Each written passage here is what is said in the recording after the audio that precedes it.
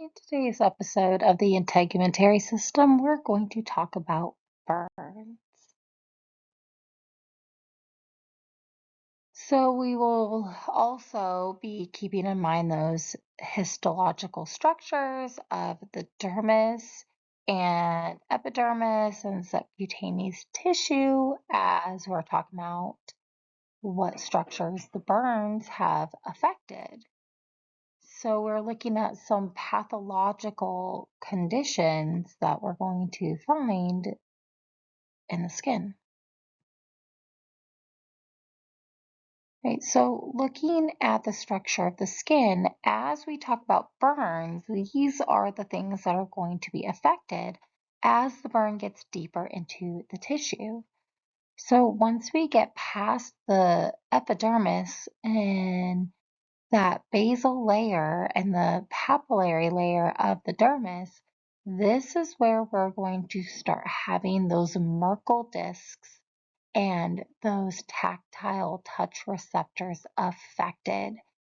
If this epidermal ridge ends up being separated from the dermal papillae, this is where we're going to have a blister begin to form. There's any kind of cut or abrasion that gets down past the epidermis and into the dermal papillary layer, we're going to have bleeding because we'll have these blood vessels affected. If we start to get deeper, we'll affect the hair follicle along with those sebaceous glands. Once we get into that reticular layer, we'll start affecting the erector pili muscle, as well as the hair follicle, which is going to produce new hair, those sweat glands or sudoriferous glands, and those sensory nerve fibers will be affected once we get into that subcutaneous layer.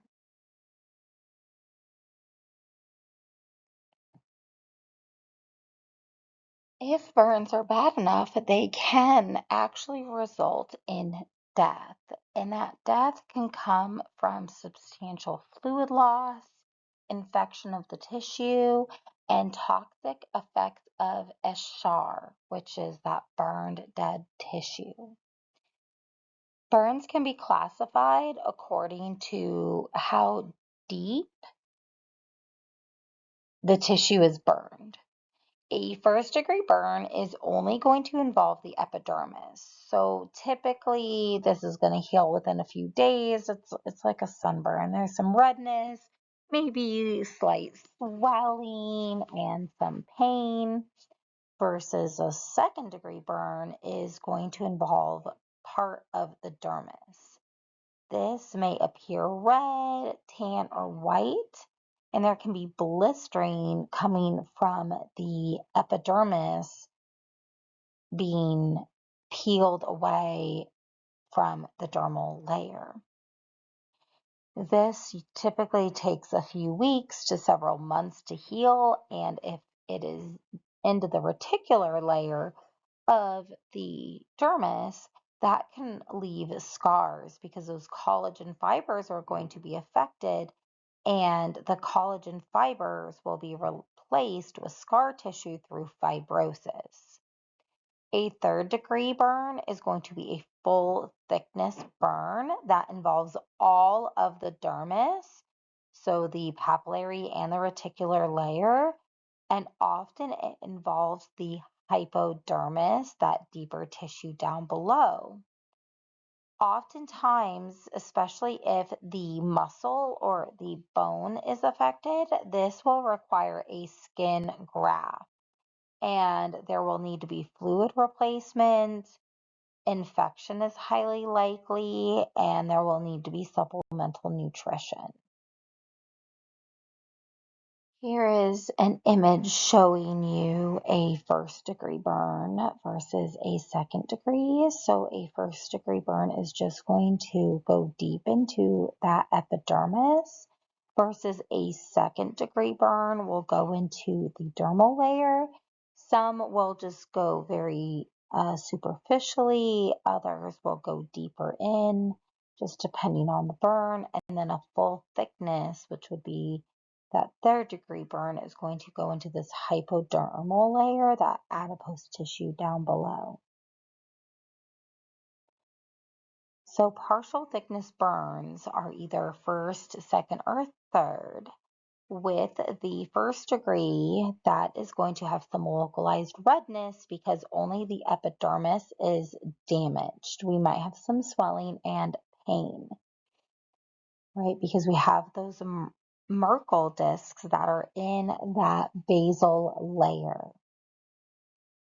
The second degree burn, if we have damage in the epidermis and the upper dermal damage, that is going to cause separation between those epidermal ridges and the papillary layer, and it's going to cause a separation between that zipper-like structure, and it will fill with fluid from the areolar connective tissue in that papillary layer. And that leakage of serous fluid in between the space between the epidermis and the dermis will cause a blister, and it'll push up that epidermis. The full thickness burn is going to be where the entire thickness of the skin is involved. So this is going to get down into that hypodermis subcutaneous layer. The skin will appear gray or white and blackened.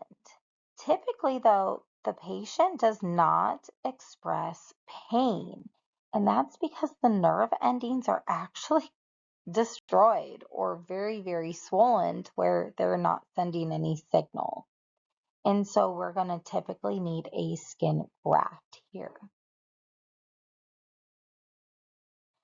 So here we show part A that is labeled, that is a partial thickness burn, and it shows the cross section of the skin with a down arrow pointing to the bottom layer of the epidermis. A photo below the illustration shows a person with reddish skin on the shoulders and the back of the neck. So that's typically what it would look like in a clinical setting. Part B, labeled partial thickness burns, shows the cross section of the skin with a down arrow pointing to the dermal or dermis layer of the skin. A photo below the illustration shows a person's upper arm with several blisters. So that's showing what's going on in that type of burn. Part C, labeled full thickness burns, shows the cross section of the skin with a down arrow pointing to the hypodermal layer of the skin. And the photo below the illustration shows a person's lower leg with white, black, charred, and leathery skin. The size of a burn can actually quickly be estimated using what's called the rule of nines. With this method, it quickly divides the body's surface into percentages. So the entire head is worth 9%. The anterior portion of the head is worth 4.5 versus the posterior portion of the head is worth 4.5. The entire trunk of the body, going from shoulders to hips, that is worth 36%, meaning the anterior portion of the trunk, the chest and abdomen, is 18%. So that means just the chest is 9% and just the abdomen anterior is 9%. The entire back is worth 18%. So if we were to divide the posterior portion of the trunk, that would be 9% for the upper portion where the shoulder blades are and 9% for the lower portion of the back and the buttocks. The entire right arm and the entire left arm are both worth 9%, which means the anterior portion of one arm is 4.5 and the posterior portion of each arm is 4.5. Each entire leg is worth 18%, meaning that the anterior portion of the leg is 9% and the posterior portion is 9%.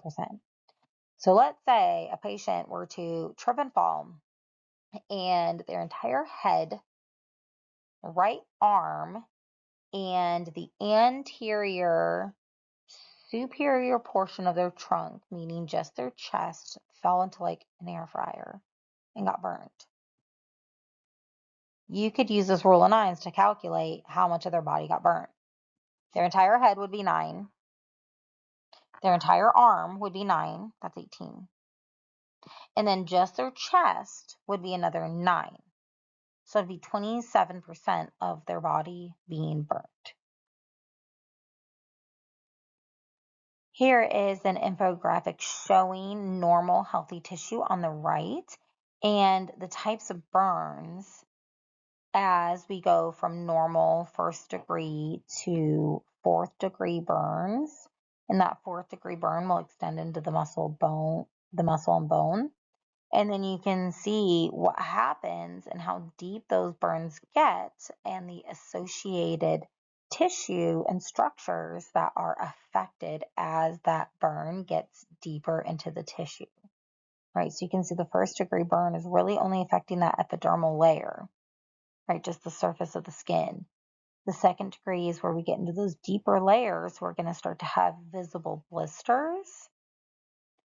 3rd degree is going to involve all of the layers of the skin, where the 4th degree is going to involve the muscle and the bone. If there is a greater than 25% of the body that has 2nd degree burns, that is a critical condition. If greater than 10% of the body has 3rd degree burns, that is also a critical condition. And it's also critical if it's the face, hands, and feet bear a 3rd degree burn. Some of the treatments for these critical burns are going to include skin grafts. We're going to have to apply antibiotics and debridement, which is removal of the dead or burned skin.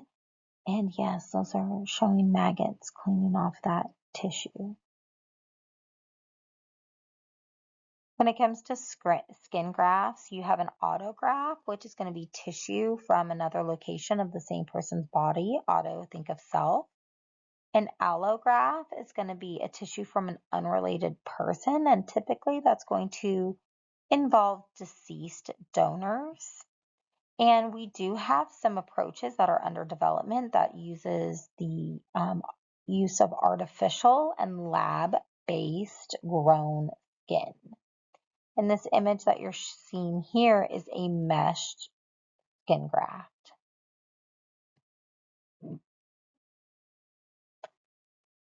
Some of the ways that we get burst and even 2nd degree burns is by ultraviolet radiation that we get naturally from the sun. And they're commonly called tanning rays, which is actually improper. There are 2 rays that we get from the sun. There is ultraviolet A and there's ultraviolet B, right? Both of these rays are going to initiate skin cancer. There's no such thing as a healthy tan.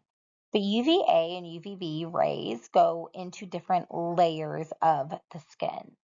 UVA, think of aging. These rays are going to go down into that reticular layer and cause damage to those collagen fibers. And UVB rays, think of burning. Those rays are going to burn your skin. So we have sunscreens that will protect you from sunburn, but we are unsure if they protect against cancer. Usually high SPF numbers can give a false sense of security because there are still both of those rays that are coming through to the sun, from the sun. And then we have the chemicals that are in sunscreen. And those chemicals that are in the sunscreen that are thought to protect against the sunburns might just be damaging the DNA themselves. And they also tend to generate harmful free radicals. So the thing that's supposed to be protecting us is also damaging DNA, which could also cause cancer.